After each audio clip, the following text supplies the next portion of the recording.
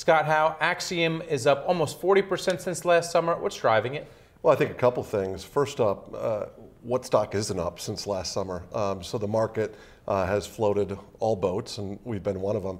But second is, I think investors are starting to recognize a tighter focus on behalf of Acxiom and a revisitation towards our core business, just cleaning up stuff that was messy and really improving our products and services. Well, that's investors. What about customers? What do customers want most from you nowadays? Yeah, today we service about 47% of Fortune 500 customers, and they've been very consistent.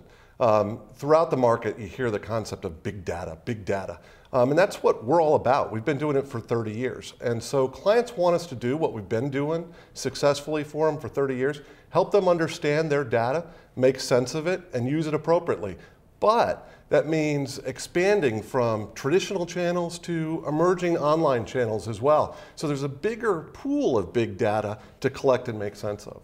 So can we expect some new offerings from Acxiom down the road, maybe this year? Absolutely, and in fact, we announced a few weeks ago that we're investing $30 million this year and hiring 300 additional developers to make that a reality. And our clients will see much more breadth in terms of the data that they can collect, and also an ability to utilize that data far more broadly with their potential partners. What does all this focus on social networking mean to Acxiom? We're hearing about the Facebook IPO, Google+, it's all over the place. Yeah, social networking and social data, it's just another data pool. So there's demographic, there's behavioral, there's transactional, there's social, there's mobile. Who knows what the next type of data will be invented? But advertisers, regardless of what that data is, they need the ability to ingest it, to make sense of it, and to use it effectively. The other thing about big data is there's big worries about privacy. What are you doing to help reassure people that you're not looking too closely at their bank accounts, at their personal lives? Yeah, absolutely. I mean, I think ensuring that consumers have visibility and control over how their data is utilized is incredibly important. Acxiom was the first company in the world to have a chief privacy officer. There's not a piece of privacy legislation written that Acxiom hasn't had a voice in.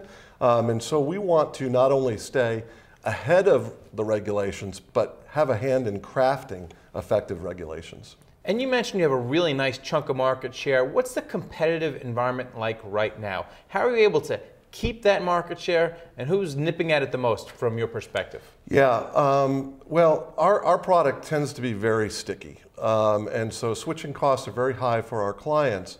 Many of them have been with us for decades or more, but we're constantly worried about not the established competitors we see every day, but new digital startups that are doing interesting things with data and analytics.